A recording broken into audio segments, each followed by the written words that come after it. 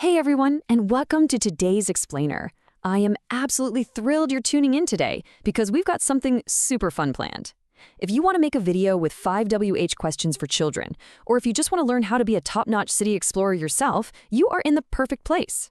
You know, every single town and neighborhood is packed with fascinating buildings and spaces, but to truly get how our city works, we need the right tools.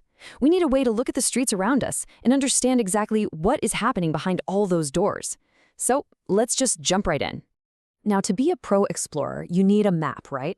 But our map today isn't made of paper. It's actually made of questions. We call this the 5W1H method. That stands for who, what, where, when, why, and how. When we ask these magical questions, they literally unlock the secrets of any place we visit. They help us group things together so they make perfect sense in our brains. Today, we're going to use this exact trick to travel through our city vocabulary and discover what all these different places mean. Okay, let's kick things off with a big one. The question, where? Like, where do we go when we want to learn new things and figure out the secrets of the world? Well, it turns out our city is packed with incredible places designed just for brain building. Let's dive into this first one, which is probably a place you know very well. A school is a place where children come to learn. It's the absolute heart of learning in any community.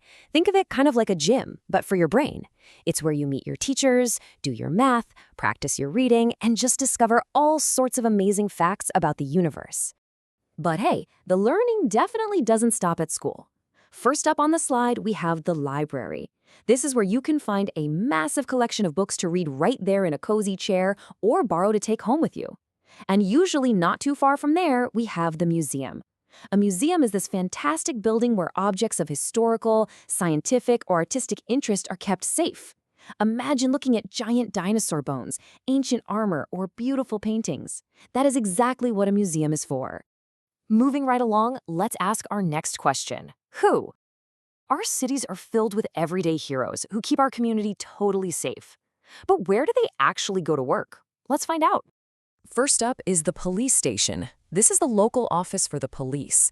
When the brave men and women of the police force aren't out patrolling the streets and keeping the neighborhood safe, this is their home base.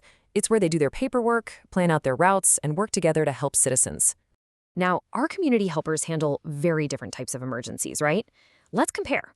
On one side, we have the fire station. This is the big building with those giant garage doors where fire engines are kept and firefighters work, just waiting until that alarm rings.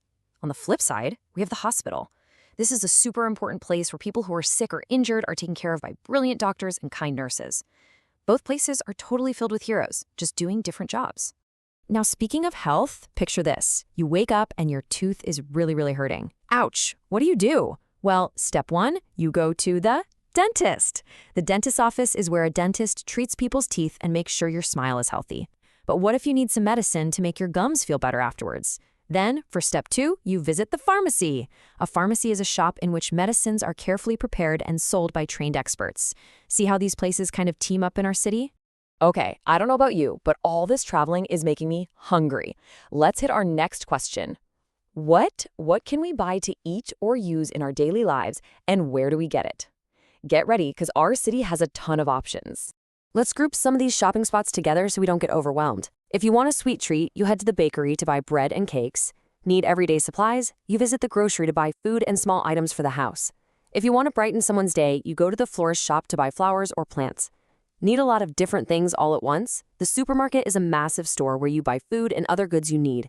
And if you really want to make a whole day out of it, you visit the shopping mall to find lots of stores and restaurants all in one place. Now, what's really interesting about this slide is how unique this next place is. The bazaar. You might not use this word every day, but it's a fantastic part of our city vocabulary. A bazaar isn't just one big, boring store with a roof. It is a colorful, bustling group of small shops and people selling things, often right out in the open air. It's loud, it's exciting, and it's a totally unique way to shop for treasures.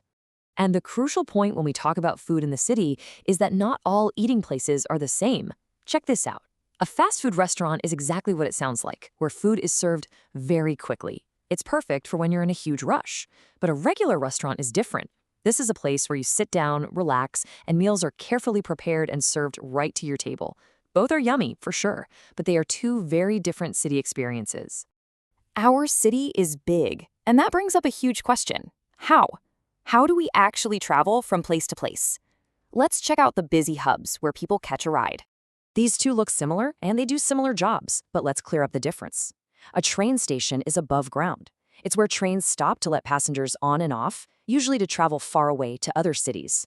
A subway station, on the other hand, is usually underground. It's the place where subways stop to let passengers on and off, to zoom quickly beneath the busy city streets.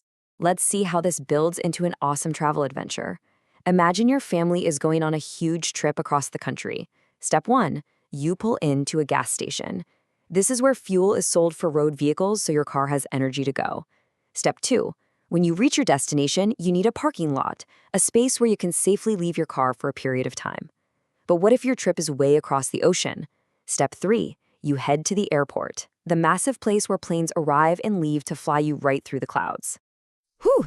Honestly, after all that traveling by car, train, and plane, you are going to be exhausted. That's why our cities have hotels. A hotel is a building where you pay to stay in a room. It's basically your temporary home away from home, giving you a cozy bed to sleep in so you can rest up for another big day of exploring. All right, we are refreshed and ready to go. Let's ask, why? Why do we live in cities in the first place? For fun. Let's explore some awesome recreational spots around town. Our city has incredible places dedicated just to making you smile. First up is the park. This is a beautiful area of grass and trees where people walk and children play. Inside the park, you might find a playground, which is a place where children can play on swings and slides. If you want thrilling roller coasters, you visit an amusement park, a place bursting with entertaining activities. And for animal lovers, there is the zoo. The zoo is an amazing place where wild animals are safely kept so people can look at them and learn all about wildlife. And the fun just keeps going. To round out our master list, if you want to see a movie on a giant screen, you go to the cinema to watch films. If you want to see real actors acting live on a stage, you visit the theater to watch a performance.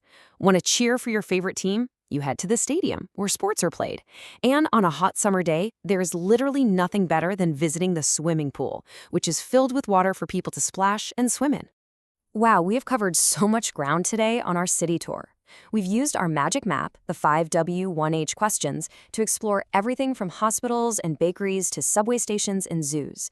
And we've learned the exact vocabulary for all these amazing locations. So I have a challenge for you, my fellow city explorers. Now that you know the who, what, where, when, why, and how of your city, what places can you find outside your own window? Next time you drive through your town, point out these places. Ask yourself, what happens in that building? Who works there? Why is it important? Keep questioning, keep exploring, and I'll see you on our next explainer.